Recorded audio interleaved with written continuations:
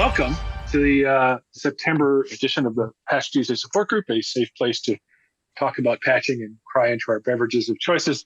As you will see, I am joined today not by Jordan. We got an upgrade. We got Carrie. Cook is going to join us, and yay, is going to bring some of the info Jordan usually does. She can tell us all the fun vulnerabilities that were found this month and give you all those fun stats. Jake is with us. He is not the 15-year-old that you see on the webinar sign-in. I think he's 16 now. He's 16 now, and with slightly less pep in his step and hope in his heart. But he's going to monitor the chat and bring up anything we really got to talk about. I've already seen yes. August was super happy fun times, and we will get to all of those things. I will bring the news, and we'll talk about patching. There's a bunch of things to talk about this month. So without further ado, I'm going to hand it over to Carrie. Absolutely. Thank you. And we'll start out here. So for our Microsoft releases this month, we had 86 CVEs issued. Out of those, we have 13 critical, 72 were rated as important, and 1 as moderate. And then for kind of the impact here, we have 3 that were denial of service, 41 were elevation of privilege, 16 as information disclosure, 22 is remote code execution, 3 is security feature bypass, and 1 spoofing. And for Patch My PC updates this month, we are around 1,447 updates that we released. And then I'm going to just dump some notes in the chat here. I'm also going to cut you off, Carrie, because there are some people asking about the Power BI report, and I just want to say that it will be made available later. Mm-hmm. And it's not Carrie's fault; it's Jordan's fault. If we're totally Jordan's fault. It's always Jordan's fault. Yeah, usually it's Brian's, but we'll point it at Jordan this time. But that will be made available later on. Mm-hmm. Yeah, sorry, Jordan is traveling. So. Yeah, like he doesn't have a calendar to know that we do this every month. And yeah, it's very difficult to schedule. Yes, it's exactly so difficult to schedule a flight for when you're not supposed to be in a webinar. It's hard. It's hard. Sorry. Yeah, thank you for addressing that, Jake. I appreciate it. And then just throwing some stuff in the chat here, several CVEs to kind of look out for as you're going through your patching days. So we have CVE 2025-55234, which is a high severity flaw in Windows SMB, can be exploited for privilege escalation. And then we have CVE 54914, which is a critical severity flaw. That one's in Azure Networking, and it can be exploited for privilege escalation. A lot of privilege escalation this month. So they've had more this month than we've ever had before. So kind of keep a lookout for those as you're going through your patches. And then a couple more, CVE 2025-55232, which is a critical severity flaw in Microsoft High Performance Compute Pack. And that one can exploited for remote code execution. And there's a few others in there. There are high severity flaws in Windows NTLM and Newtonsoft JSON and BitLocker. So just a few to keep in mind as you go through and patch. Just make sure those are patched in your environment as you're moving on. And I'll pass it on to Brian to show us all the news for this month. So first off, last month's cumulative update rollout was a little brutal. Very specifically, if you are running any kind of like AutoCAD stuff or apparently Office 2010, that's just super fun. There was a slight change, a security change to fix vulnerability with running repairs as a normal user. And what basically there's some vulnerability that I didn't fully understand, but basically it was an elevation of privilege through that process, because before you would, Windows would basically allow a non-admin user to run a repair, and it would elevate and do some things. Now they fixed that, which fixed air quote fixed the problem, but apparently there are some pieces of software like Autodesk that every time you open it, or occasionally when you open it, it will try and run a repair before it actually launches. And so that kind of immediately broke a whole bunch of people. Yes, Autodesk does have a documented fix around it, but they also, Microsoft itself here has added a resolution. So the preview updates for this month included a fix, and I'm kind of throwing that in air quotes because the fix here really just said, okay, well, if the repair doesn't need to be elevated, then we will allow the repair to happen. Now, what that generally means is if the installer doesn't have like a custom action that's trying to read or write files or access parts of the registry, you're going to be fine. I actually don't know if that applies to Autodesk or not. If anybody does, that's great. I'd love to know. But it's not a real fix. But what they did add here is that you can go ahead and add in, there's now a registry key, and you supposedly, I think there's a group policy here where you can go ahead and set exceptions. So you can whitelist specific product codes so that even if they require elevation, that the user will not be prompt for it. I have yet to hear if this is actually working for anyone. A lot of people with Autodesk, there's a specific key that would just disable the whole feature. This, in theory, and there was a KIR that was released as well, but there was a KIR that you had to then go and create a support case to get the KIR, which is an MSI. It was just a huge freaking mess. And so you should read these resources if you need to work through it. If you're having a big problem, you basically have two choices right now. You can either, I think, go and try and just disable that feature entirely with a registry key, or you could go ahead and install their preview updates. Well, I guess they'd be I'm a little fuzzy if they actually made it into the September cumulative updates or not. Yeah, all the links are in the resources. But yeah, this was it was a real problem. Yeah, when the Windows installer workarounds. However you push registry keys, I think is it. You can also try and think. Like from the Intune side of things, they did have KIR, which I believe generally are MSIs. What's weird is you had to talk to support to get it. So if you really need that, the easiest way to deploy that, I think, is to get support to give you the MSI. Or I think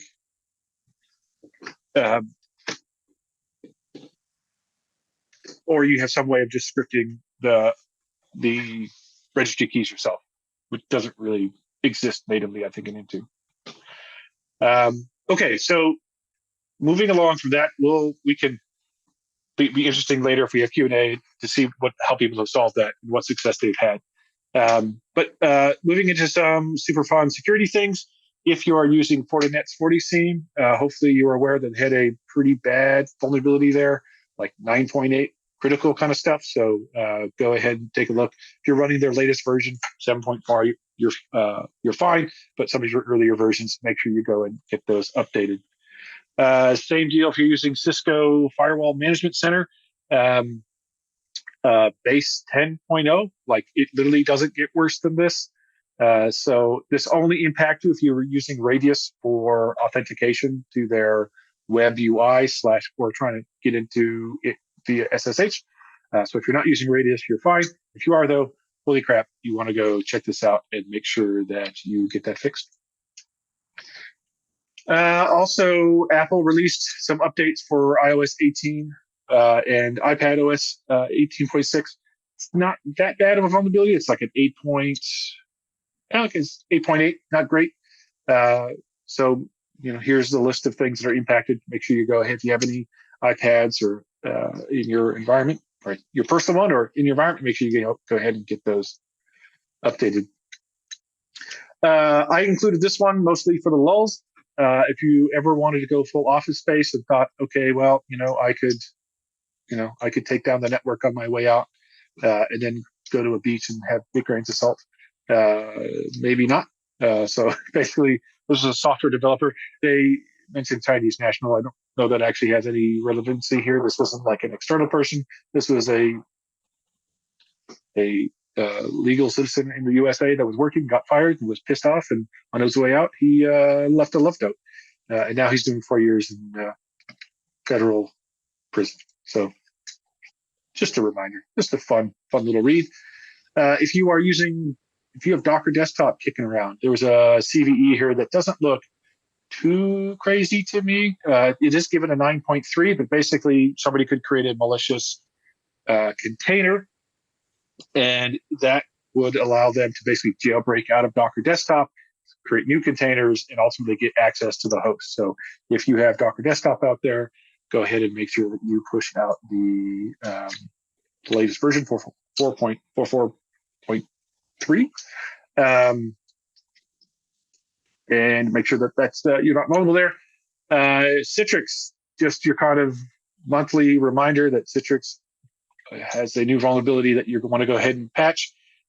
This one is, how bad is this one? 9.2. Also mentioned that they have a known exploitation. So if you're using any of the Citrix NetScaler stuff, absolutely.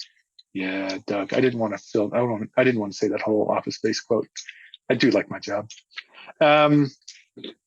This is, I should have aligned this with the iOS side of things, but there's Android has released a new version, fixes a bunch of vulnerabilities. The worst of the ones that I see listed here is at 9.1.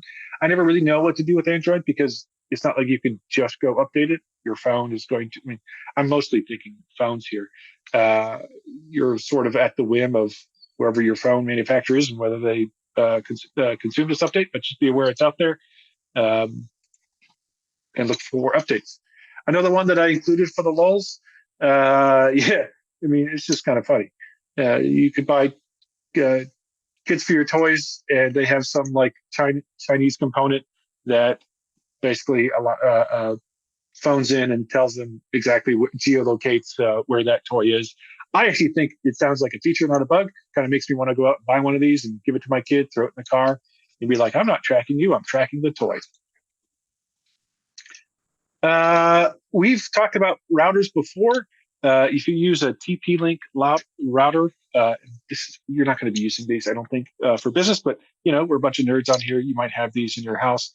I'm looking for the models, specifically the Archer series. So if you have an Archer AX10 or AX1500, which are somewhat popular, I guess, in models, they have a unpatched vulnerability. So keep an eye on this. This basically allows them to get access to your configuration page, I believe at the admin level, which means they can then go and set up some other stuff and do some unpleasant things. So if you have one of those models, you should be paying attention, and hopefully you'll see a fix sometime soon.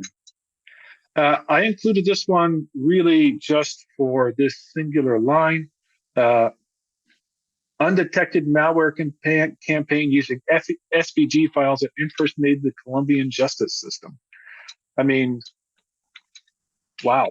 So if you're not familiar with VirusTotal, VirusTotal is a service that basically tries to be, how would you describe this? You can submit files, they will run it, they will run all sorts of scanners against it and develop a report. And the idea is that that's actually shared by the security industry community. Like, hey, is this a known file? Oh, yes, it is. And here's the detection support. So like they're sort of on some level, their goal is to document every file ever created, ever, which is laudable and interesting. And one of the things they recently did is like, oh, well, we started running some AI stuff and we found, so SVG files can apparently include some HTML in them. There's like a little tag, you can include HTML. And so I guess across a bunch of different files, they found that somebody had created a website that impersonated the Colombian justice system. I mean, I'm not even mad. That just sounds awesome. Like, kudos to doing that. How did it, there's no explanation of how it actually worked or was exploited, but it was, that made me smile just to read that. Brian, are you just proud of someone for breaking the system? Is that really what we're saying here? No, I'm there. Yeah, pretty much. I think so. I mean, it wasn't like to read it, it's not even just one file. It's not like they just shoved a whole website. Like they had a bunch of they had to brute force across a bunch of different image files the totality of a website. And like, I just want to know how that worked. Like, I wanted to know how they got it out and how, like, what was the point? You're impressed is what I could just not impressed. Absolutely. Absolutely. I thought we were supposed to slap people's hands for doing this kind of sense. Probably. Well, you can do the slapping after the being impressed bit. Yeah, you can be impressed and then slap hands and, Listen, this gets back to doing quality control on scam calls. If you're going to do something, you do it well. And you can always, you should always recognize greatness, even if it's evil. Oh my gosh. Quote of the year, eh? Yeah. That's what we should make a little banner for you, Ryan. Recognize greatness, even if it's evil. What's the Harry Potter line? Like, he did great things, terrible things, but great. Oh yeah. Ollivander, I'm down for it. Speaking of nerd things, if you have a Plex server or an account with Plex, they got Hexord, and apparently they are telling everyone, hey, you should go and update and change your password. So, yep, of course you did. See, I knew you're kind. I knew we'd have some Plex. Again, truly hope that nobody hears. I don't know if there's a business uses a business reason to run Plex, but I'm sure a bunch of people on this call are running Plex. So yeah, there you go. If you it's just didn't get that media email, hosting site, Brian, why you're like criminalizing it almost. Remember at the start when I talked about the interviews and whether we record things? Yes. Yeah. I'm aware of how totally legit and all the legit reasons to run a Plex server. I cast no aspersions. Sounds like you're also aware of the other things too, but I have no idea. What you're talking about. Yeah. But glad some of you also got that email. If you're using Plex somehow and you didn't get that email, now you know you should go change your password. And shocking, you shouldn't use that password elsewhere. No, the same password rules that apply to everything ever, but Yeah. Super happy fun times. Microsoft's anti-spam thing that works in Teams and Exchange and all that jazz apparently kind of went haywire a few days ago and was blocking stuff that it wasn't really supposed to block. I don't know that that's I'm not sure if it's fully fixed. I know I saw some people talking about it online, so I included here if you're seeing weird things. Just kind of, I guess, be aware that is somewhat known. This was super fun. We've talked about supply chain attacks before. I should probably lead off with this one. That's easy to read. So a smallish open source project or developer, he got MFA'd. Just poor guy. He got MFA reset email. He fell for it. Oh man, there was a picture somewhere of there was a picture of the MFA thing that I had, and it looked pretty legit. Basically, it was coming from I want to say GitHub.help or something, and it looked actually or npm.help. It actually looked really, really good. I saw he shared the email that he got hacked with, and the problem here is that this was, of course, used by a whole bunch of other things. All told, we're looking at something like 2 billion. 2 billion. It represents something that gets downloaded 2 billion times a week. So it feels bad, but in the end, they caught it really, really quick. And just to clarify, basically, it was the credentials to NPM. If you're not familiar with NPM, NPM is a central repository of dependencies that a lot of software development teams use. So here at Patch My PC, like almost everyone else, we go to NPM and we will download dependencies. Some of them are official for Microsoft, some are for third-party developers. And so in this scenario, the source itself didn't get, it's not like somebody committed bad code and nobody noticed it and it got shipped. In this case, somebody got access to their NPM account and were able to use that to push up their own code that that has nothing to, that is not related to the source. And so it was a crypto miner. And the kind of funny thing is this all got caught pretty quickly. And somebody was tracking somebody looked at the code, figured out where what the crypto wallet was or whatever, and was like, oh, it looks like he made all of $500. So, is this another time that you want to say congratulations, Brian?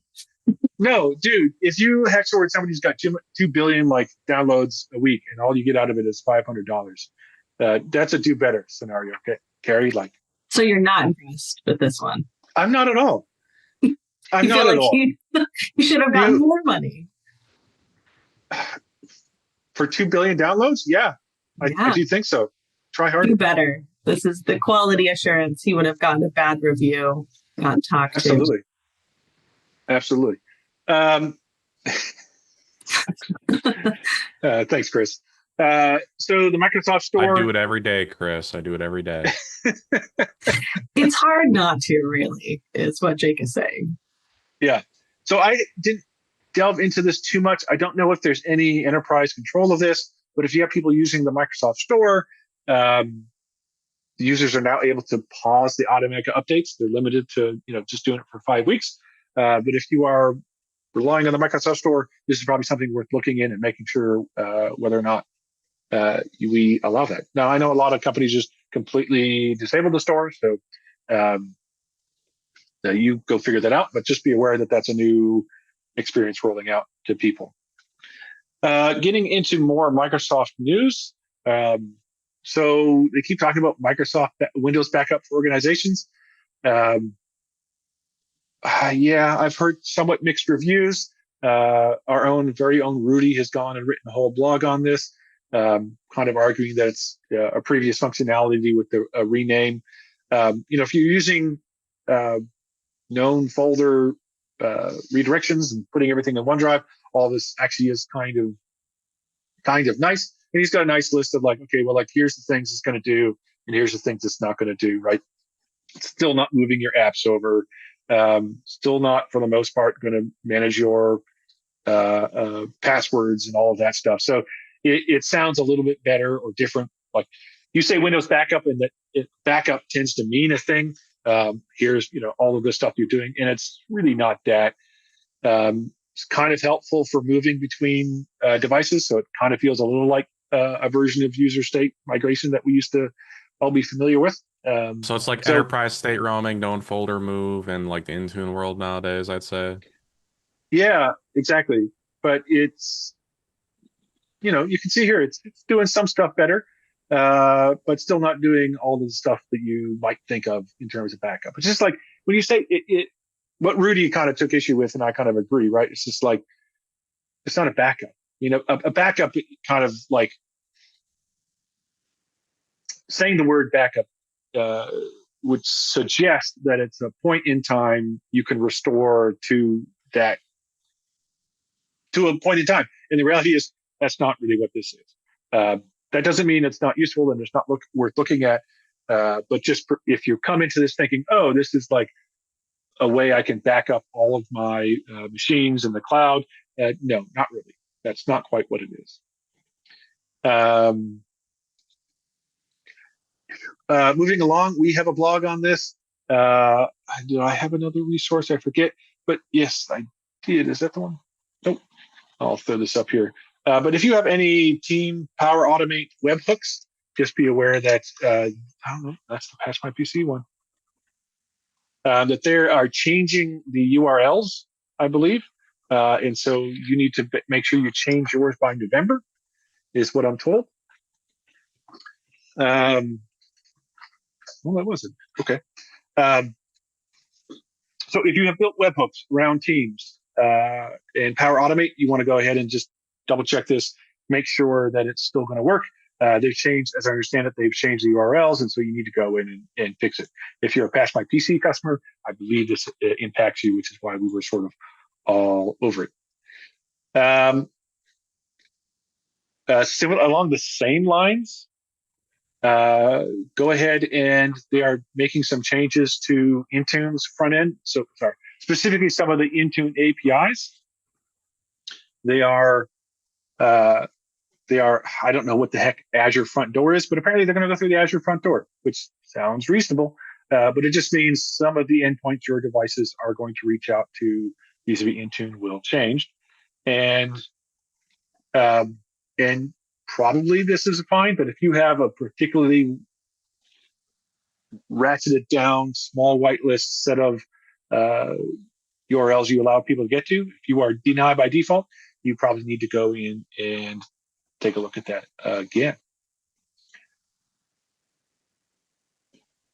Yeah, so I don't know that they have URLs for front door. Like it just might literally be an IP list. I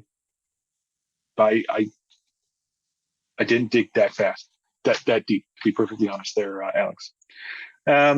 If you are running ConfigMgr, just a notice that they literally 2-3 days ago released a new revision of the security update. Now I'm a little confused by the terminology here. They say revised. I've never seen them revise an existing update before. I've seen them supersede one or create a new one, create a new update rollup. But across the supported versions, 2403, 2409, 2503, they have updated, they have a new security update. If you applied the previous one, I presume it's going to show up in the console. If you were about to roll out the old one, I heard several people that have said, is that it, Ed? They just revised the text, not the patch? I'm a little confused because I know people in the, what's the right word? In the console, they saw that it was an updated revision. And they specifically say that this revision also improves the security of the DDR processing. And I guess I don't know. I'm a little confused, but they are saying that there's an update to these versions. So if you see that showing up and you were prepping to pull out the previous revision, just aware that that's out there. So go take a look. And then the last thing we're really going to talk about, and we'll open it for QA, is a real hey, we're going to release it. We're not going to release it. So if you may remember, the better part of a year ago, or maybe it's even longer than that, Microsoft was talking about how do we get software updates as part of AutoPatch. And they actually, apparently a year ago, they just released it without giving control, and everyone kind of freaked out and says, no, you can't do that. You can't just unilaterally decide during every Autopilot, we're going to go ahead and spend 20, 30 minutes downloading and installing updates. And so Microsoft backed off. They said, okay, we'll go back and we'll rethink about it. And a couple weeks ago, they said, okay, we're going to roll this out. They're saying, hey, the back end part of it, which is the policy part of it, and also the changes in Windows update on in Windows itself, that is in place, but it's all disabled. Don't worry about it. And then in the next coming weeks, we're going to roll out the front end of this so that in Intune, you can control whether or not these policies are enabled. And by disabled, to be this by defaults, don't freak out that you don't have the front end control yet, because it's going to be disabled. And then I just don't know that really happened. I heard from at least 2 different people that they were seeing, as of that announcement, they were seeing their AutoPatch devices spend an extra 20 plus minutes all downloading and installing updates, which I think most people agree is good. It's ideal. You want to deliver a fully updated box, but there are scenarios where you would rather just have that happen after the fact, and not, especially if you're what's the right word? Shipping boxes off to people. You may not want them sitting there for 20 minutes while it downloads that update. There's reasons. I think we all agree it's a good idea, but we just need to be able to control it. And that's what they promised us. And then that's just seemingly what did not happen. Jason, definitely Autopilot. So this is specific to Autopilot, or the out-of-box experience. Now, a couple of things to keep in mind here. This is only for the ESP enrollment status page experience, which means it's specifically not for Autopilot device preparation or APv2, because it doesn't have ESP. And so they specifically call out that, if you're not using ESPs, you can't turn this off, which might be the case if you enroll devices. Like, I like how they say that might be. It's like, well, auto-patch device prep, as far as I know, doesn't have ESP, and therefore you are getting this. But yes, I heard lots of anecdotal evidence that, okay, despite the fact that Microsoft said, hey, we rolled the back end, but it's disabled until you get the ESP and you can go enable it. I heard from many, many people saying, wait a minute, this seems to be enabled in my environment. And also, if you're using any kind of the white glove stuff, like the technician unboxes it, pre-enrolls and does that stuff. Well, that's not when the patches get installed. They don't get installed in the technician portion. And so they're like, well, wait a minute, that seems dumb. I want my technician to unbox the device, get enrolled in Autopilot, let it do its thing, and then deliver a mostly ready and fully updated box to the end user. And that's not how they designed it. So Microsoft has yet again yanked it. They have said that they have reverted this. I don't quite understand how they do that or did that. Because I say that because the changes were both on the cloud side or SaaS side, as well as like the Windows Update agent itself via a last August or July's servicing stack update, which I think they list as a prerequisite. If it's disabled by default, I'm guessing they just rip the UI elements out, and it's still there on the box. Well, okay, yeah, but that's what they said. But that's not been everyone's experience, right? They say it's disabled by default, but then several people seem to make it quite clear that, well, wait a minute, that seems not to be true. And so I'm a little confused because they said they have rolled out the front end. So if you go into your ESP profiles right now, you should see the UI in Intune for enabling or disabling this. But then they're telling me I imagine it has to do with Windows versioning though too, because you're pulling out an older, OS essentially every time you open up a new box. It probably doesn't have those newer bits that have it disabled by default. Oh, that's why it's happened. That would be my guess as to what's happening. Yeah. Okay, I hear what you're saying, which is that like right. It's like, hey, you need August 2020 update, or you need June's. You need the June. Yeah, it has to be as of June 2025. Okay, maybe that's it. Mm-hmm. But anyways, I'm a little fuzzy on exactly what the status is right now. Beyond, I'm being told you should see this on the front end, but it shouldn't impact any current devices. And yet I'm hearing from multiple people that that's not quite true. So I don't really, unfortunately, know exactly what to do with that, other than just be aware that that's happening. And if weird things are going on, I'd love to hear about it. And with that, I think we're done. Wow. This is like record timing. Absolute record time. So what we're going to do, as we always do, is we will end here. If you want to take off, absolutely feel free. Thanks for spending 40 minutes with us today. We'll see you again in whatever the next month is. What comes after September, October?